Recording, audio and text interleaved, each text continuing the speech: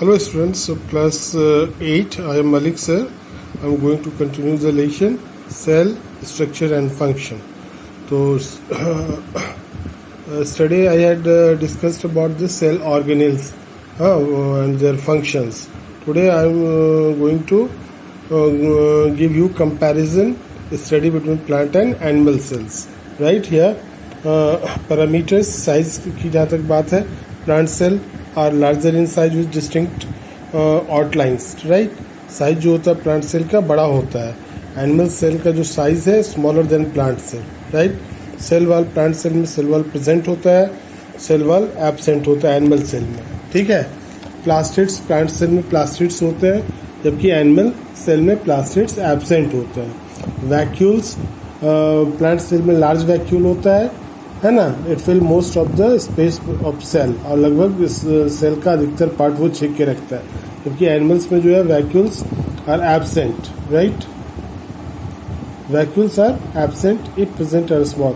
वैसे तो एब्सेंट होता है मैक्सिमम अधिकतर सेल में, एनिमल सेल में, लेकिन अगर कहीं प्रेजेंट है भी वो क्या है, बहुत छोटे, उसका साइज बहुत ही छोटा होता है. गोल्गी एपरेटस की बात करें तो many dictyosomes are scattered on the cytoplasm. Cytoplasm में स्कैटर्ड होते हैं. अब यहाँ पर देखिए एनिमल सेल में have well developed Golgi apparatus that are present near nucleus, जो न्यूक्लियस के पास रहता है और वेल डेवलप्ड होता है, जबकि प्लांट सेल में ऐसा नहीं होता है. सेंट्रोसोम प्लांट सेल में एब्सेंट होता है और सेंट्रोसोम एनिमल सेल में प्रेजेंट होता है. तो these are the differences on the basis of the parameters between the plant cell and animal cells. Now we are going to discuss about prokaryotic and eukaryotic cells, right? तो on the basis of the nuclear organization, है ना, nucleus का जो organisation है उसके हिसाब से cell have been classified into two types. दो भागों में इसको बांटा गया. एक है प्रोकार्योटिक सेल और दूसरा है यूकार्योटिक सेल. तो ग्रीक प्रोकार्योटिक सेल की बात करें हम लोग, ग्रीक में होता है प्रो मतलब होता है प्रिमिटिव, क्रेन मतलब होता है nucleus. The cells which do not have a well organise nucleus due to the absence of nuclear membrane, है ना, आर कॉल्ड प्रोकार्योटिक सेल. बहुत सारे ऐसे सेल हैं जिसमें न्यूक्लियस जो होता है वेल ऑर्गेनाइज नहीं होता है ना, वो साइटोप्लाज्म में स्कैटर्ड होता है, क्योंकि न्यूक्लियस जो न्यूक्लियर मेम्ब्रेन के द्वारा जो घिरा रहता था, न्यूक्लियर मेम्ब्रेन जो न्यूक्लियस को घेर के रखता था, है ना, तो न्यूक्लियोप्लाज्म और जो साइटोप्लाज्म आपस में मिक्स रहता है, और न्यूक्लियस जो होता है वेल ऑर्गेनाइज नहीं होता है, स्कैटर्ड होता है इधर उधर साइटोप्लाज्म में ही. तो ऐसे सेल को प्रोकार्योटिक सेल कहते हैं, है ना. तो organisms with this kind of cell are called prokaryotes. और जो ऑर्गेनिम्स जिस ऑर्गेनिम्स में इस तरह के सेल मिलते हैं जहाँ पर वेल ऑर्गेनाइज न्यूक्लियस नहीं है, उनको हम लोग प्रोकार्योट्स बोलते हैं, है ना. जैसे एग्जांपल में बैक्टीरिया है, ब्लू ग्रीन एल्गी है ना. अब जस्ट इसका उल्टा है यूकार्योटिक सेल में. ग्रीक यू मतलब होता है ट्रू, क्रेन मतलब nucleus, the cell which have a well organise nucleus, है ना. एक ऐसा सेल जिसमें वेल ऑर्गेनाइज न्यूक्लियस होता है, ठीक है. मतलब वो सारे मटेरियल जो न्यूक्लियर मटेरियल्स है न्यूक्लियर मेम्ब्रेन के द्वारा घिरे होते हैं, और न्यूक्लियोप्लाज्म जो है न्यूक्लियर मेम्ब्रेन के अंदर रहता है, तो उसको हम लोग यूकार्योटिक सेल कहते हैं, right.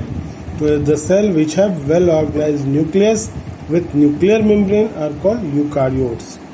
All organisms other than bacteria and blue green algae के अलावा जितने भी ऑर्गेनिजम्स हैं उनके पास जो सेल हैं वो यूकार्योटिक सेल हैं, क्योंकि उनमें वेल ऑर्गेनाइज न्यूक्लियस होते हैं.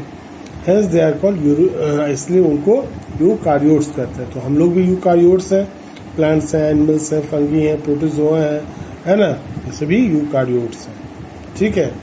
अब देखिए cell division and growth. When एक सेल जब फॉर्म करता है तो क्या होता है, जैसे हम लोग जब एक छोटा बच्चा होते हैं, धीरे धीरे बड़े होते हैं, मैच्योर होते हैं, वैसे ही सेल भी होता है. पहले शुरू में छोटा होता है, धीरे धीरे ग्रेजुअली वो बड़ा साइज में होता है, मैच्योर्ड होता है. जब वो एक सर्टेन साइज सर्टेन मैच्योरिटी पर पहुंचता है तो सेल क्या करता है, डिवाइड करता है टू फॉर्म मोर सेल, है ना. वही सेल पेरेंट सेल दूसरा वो डिवाइड करके एक से ज़्यादा सेल में कन्वर्ट हो जाता है. और ये ड्यूरिंग ए डिवीज़न में क्या होता है, डिवीज़न के दौरान जब सेल डिवीज़न होता है तो सबसे पहले न्यूक्लियस जो होता है सेल का वो डिवाइड होता है ना। न्यूक्लियस डिवाइड होकर दो पार्ट में, ये दोनों छोर पे चला जाता है ना, दोनों सिरे पर जाकर वो चला जाता है। Nucleus cell splits first into two और देन साइटोप्लाज्म। उसके बाद साइटोप्लाज्म जो होता है वो दोनों तरफ धीरे धीरे बढ़ना शुरू होता है, और इस तरह से धीरे धीरे वो 50-50 लगभग जब हो जाता है, और नीचे से सेल जो होता है ना, वो धीरे धीरे देख रहे हैं यहाँ पर धस रहा है ना, ठीक है, यहाँ पे धस रहा है। ये पहला सेल है, ये जब इसमें जो न्यूक्लियस होता है धीरे धीरे इलॉन्गेटेड होता है, बीच से कट जाता है, एक न्यूक्लियस इधर एक न्यूक्लियस इधर, है ना, और ये बीच में एक गड्ढे जैसा बनता चला जाता है दोनों तरफ से, और ये साइटोप्लाज्म जो है दोनों तरफ भागने लगता है, ठीक है ना। ये साइटोप्लाज्म जो है दोनों तरफ देख रहे हैं भागने लगता है। ये न्यूक्लियस है, साइटोप्लाज्म है, और ये धीरे धीरे जब ये दोनों आपस में मिल जाते हैं तो वहीं से क्या होता है, ये दोनों सेल आपस में डिवाइड हो जाते हैं, मतलब दो सेल में कन्वर्ट हो जाते हैं, और उनको कहते हैं डाउटर सेल, ठीक है। तो वही कह रहे हैं cytoplasm divides into two separate parts across the middle and the process is called cell division. और जो प्रोसेस है इसी को हम सेल डिवीजन कहते हैं। इसके बारे में 10th में काफ़ी अच्छे से पढ़ना है, ठीक है। तो cell division is responsible for growth of organism. जब नए नए सेल बॉडी में बनने लगते हैं तब बॉडी का ग्रोथ होता है, ठीक है। और पहले भी मैंने आपको बताया क्या, ह्यूमन बींग्स का कोई भी जो ऑर्गेनिजम्स है उसका जो डेवलपमेंट हुआ है ना, कहाँ से हुआ, एक सिंगल सेल से हुआ है।